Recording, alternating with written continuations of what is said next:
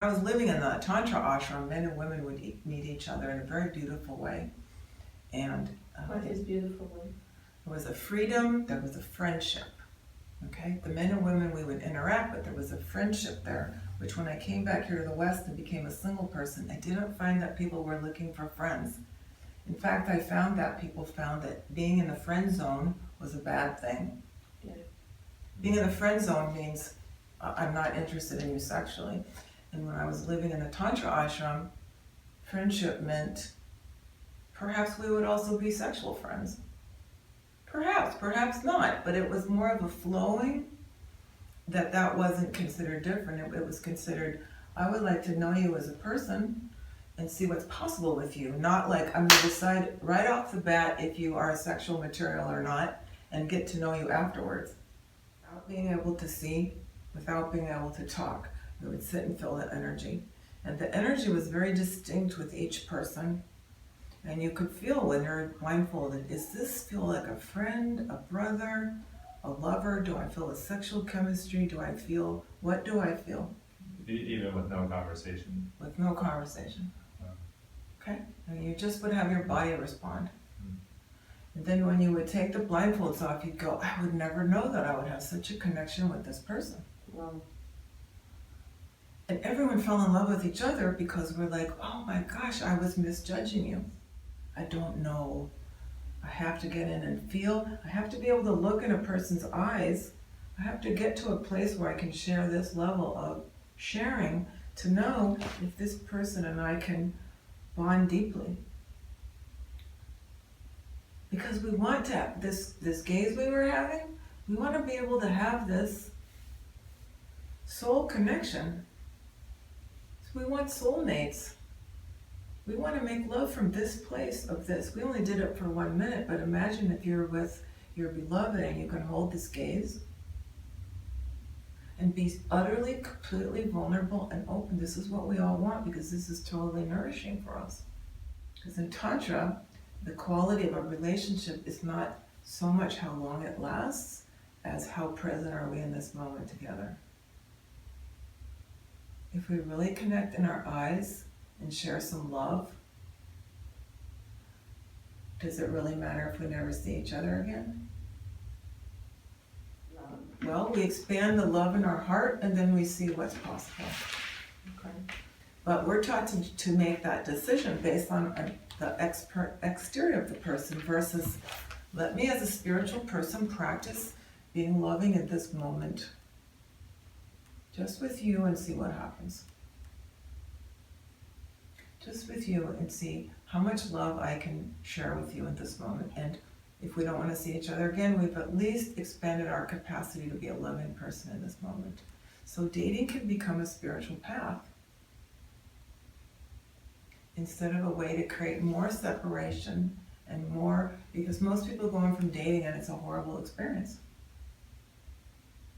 It's a horrible experience. I wasted my time. So I teach dating classes in Santa Monica. People are like, it's just a big waste of time to spend time with people that you're not going to end up being with. I'm like, well, I can remember feeling that way.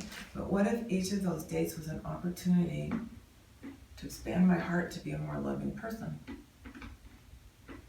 What if I sit down with you and I find out we don't talk about the same things? I still spend the rest of this time at coffee finding what are our similarities?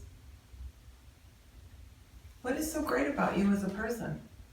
And in that moment, I have this 45 minutes to an hour that I expanded my ability to be loving, expanded my capacity for human kindness. We both went home with a feeling better about the world, even though we didn't win the lottery with that person. Because we're going to meet a lot of people in our life and we're going to become beloveds with 1, 2, 3 in our life, whatever.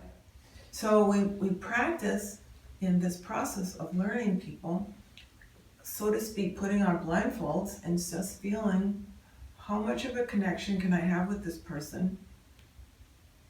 I have no idea if I'm going to marry them or not or become lovers with them, but I'm going to practice developing myself into a more loving person and feeling the love that's possible. And if it's not very much love, then at least I worked on it. At least I expanded myself. The other person may not be able to share that very much. They may not want to look in our eyes. We're probably not going to sit in eye gaze, but we can at least have that, as much as we can, share some vulnerability. But the process is what I'm interested in, because if we can develop ourselves into more loving people, then our vibration will attract someone else who's loving. But we're being taught to go into the dating world with an unloving vibration, and then we attract unloving experiences.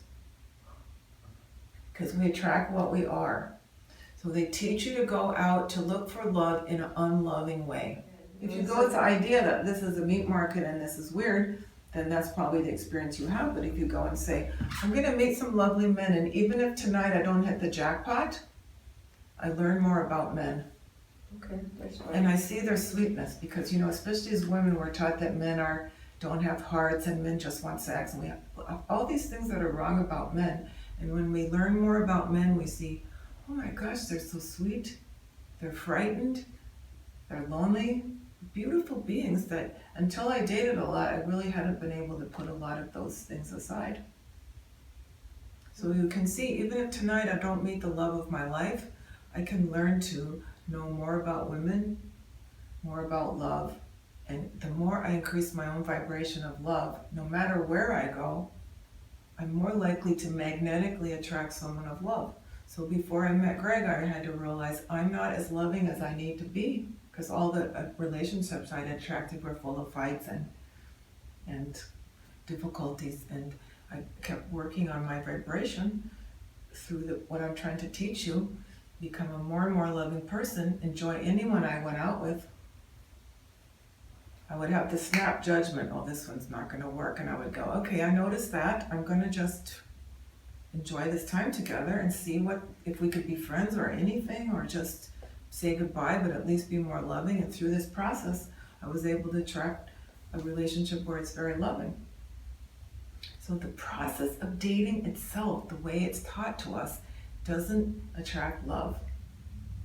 That's what I'm trying to talk about. In Tantra, we see love first, and we see the sexual potential after.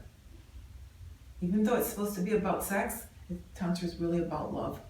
So we treat each other with love, and out of that we see, is something else possible?